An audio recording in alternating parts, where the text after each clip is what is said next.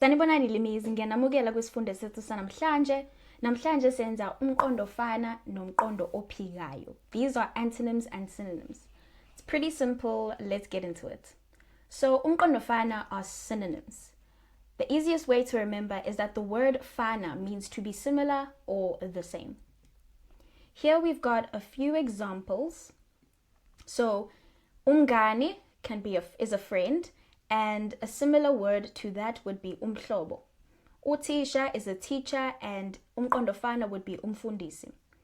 Cula is to sing, and umqondo ofana would be hlabelela.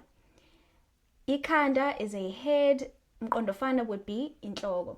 Ngomile, I am thirsty, nginxaniwe.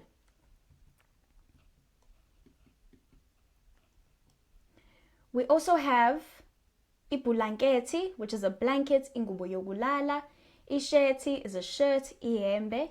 Phuzi is yellow, but it can also be qanda. Umuthi is a tree, isihlahla.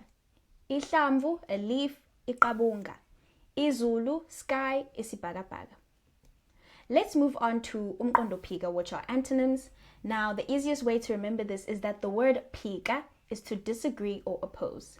So umqondo phika are words that oppose each other, that don't agree with each other, they disagree with each other, they're not the same. Izibonelo, vula, which is to open. Umqondo phikisanayo would be vala, that would be close. Buza is to ask, ophikayo, pendula, and that's to answer. Tenga, which is to buy. Umqondo phikayo would be dayisa, which is to sell. Lala is to sleep. Umqondo phikayo would be vuga, that's to wake up. Sebenza is to work. Igama eliphikisayo would be phumula, that's to rest. Thanda, love. Ephikisayo, zonda, which is to hate. Hleka, laugh. Ephikisayo, khala, which is to cry. Kumbula is to remember. Igama eliphikisayo would be khohlwa, and that is to forget.